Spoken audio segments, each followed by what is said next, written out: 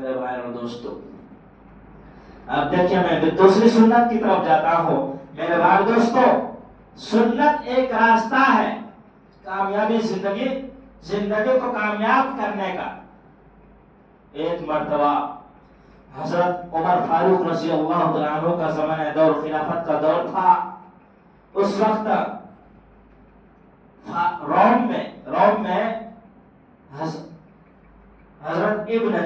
حضرت ابن الجراح کو فوج لے کر لشکر لے کر بھیجا، جاؤ روم فتح کرنے.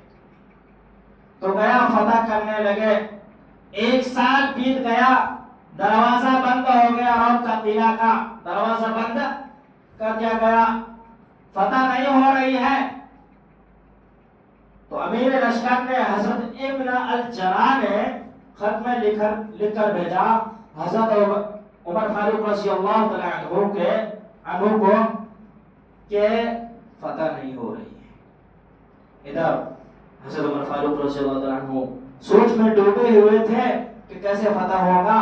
اچانک آنکھ لگ گئی، نیند آ گیا. تو حضور نبی کریم صلی اللہ علیہ وسلم خواب میں آئے. حضور نبی کریم صلی اللہ علیہ وسلم خواب میں آئے، دیکھ رہے ہیں تو حضور نبی کریم صلی اللہ علیہ وسلم مسواک کر رہے ہیں. حضور نبی کریم صلی اللہ علیہ وسلم مسواک کر رہے ہیں. تو خواب میں آیا، نیند سے بیدار ہوئے. خواب میں بتایا کہ آپ سے یہ سنت چھوٹ رہا ہے. تو جیسے ہی نیند سے بیدار ہوئے، حضرت عمر فاروق رضی اللہ تعالیٰ عنہ نے خط روانہ کیا، لشکر کے پاس خط روانہ کیا.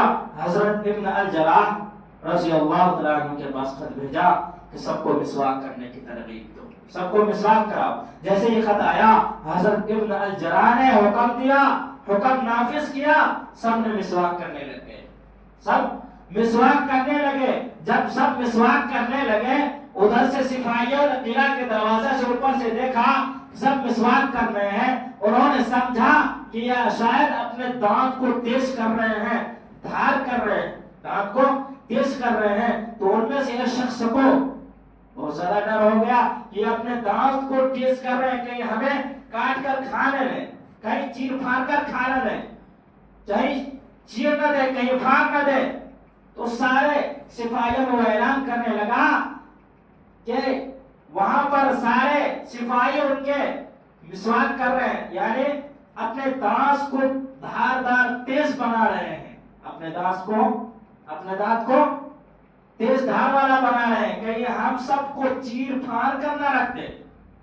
جیسے یہ بات پھیلا ان کے لشکروں میں، قلعہ میں یہ بات پھیلی تو سارے جو قلعہ کے اندر جتنے بھی فوجی تھے ان کے سارے ڈر سے باہر نکل گئے، سارے ڈر سے باہر نکل گئے.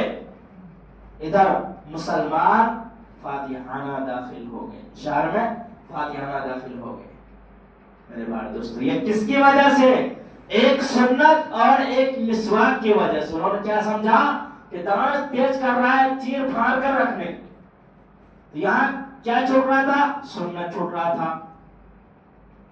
حضرت ابن الجراح نے سب کو حکم نافذ کیا، سب مسواک کرنے لگے. تو انہوں نے یہ سمجھا تو اپنا قلعہ پورا خالی کر دیا اور مسلمان فاتحہ داخل ہو گئے. میرے بھائی دوستو، یہ سنت کا کامیابی ہے. سنت کا کیا ہے؟ کامیابی ہے. اس لیے اپنے زندگی میں سنت کو داخل کرو. اپنے زندگی میں فرض کو ترک نہیں کرو، سنت کو ترک نہیں کرو، یعنی سنت کو نہیں چھوڑو، فرض کو نہیں چھوڑو. میرے بھائی دوستو، آپ سنت یہاں تک فرضیں بھی چھوٹی جا رہی، فرض بھی ادا نہیں ہوتا ہے. میرے بھائی دوستو، فرض نماز کو بھی ادا کیجئے، اللہ کے احکام پر بھی چلیے، نبی کی سنت پر بھی چلیے، اور یہی کامیابی کا راستہ ہے. یہی کامیابی کا راستہ ہے. وَمَن يُطِعِ اللَّهَ وَرَسُولَهُ فَقَدْ فَازَ فَوْزًا عَظِيمًا. جو اللہ اور اللہ کے رسول کی اطاعت کرے گا وہی کامیاب ہوگا. اس کے علاوہ جو اطاعت نہیں کرے گا وہ کامیاب نہیں ہو سکتا. میرے بھائی دوستو، اللہ اور اللہ کے رسول کی صحیح معنوں میں اطاعت کر لیجئے، اور اطاعت کرنے والا بھی سچے مسلمان ہو سکتے ہیں، باقی سب کچے ہیں.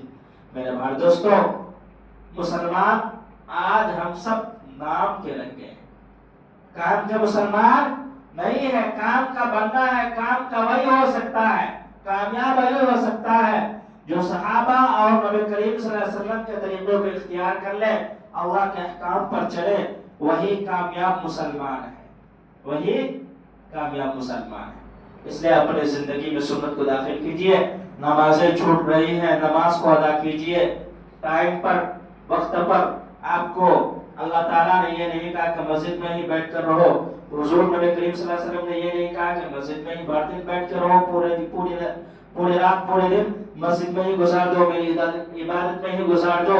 اللہ تعالیٰ نے بس یہ کہا کہ ٹائم ہوا، وقت پر آؤ، نماز پڑھو، اور نماز پڑھنے کے بعد اپنے رزق کا تلاش کرو، اپنے رزق کا تلاش کرو، اپنا پیٹ بھرنے کے لیے روزی تلاش کرو، یہ کہا ہے۔ میرے بھائی دوستو، صبح کے ٹائم میں زیادہ برکت ہے، اس لیے صبح اٹھا کیجئے، فجر کی نماز میں آئیے، ظہر کی نماز میں آئیے، عصر کی، مغرب کی، عشاء کی، ٹائم ہی کتنا پکڑتا ہے، بس آدھا گھنٹہ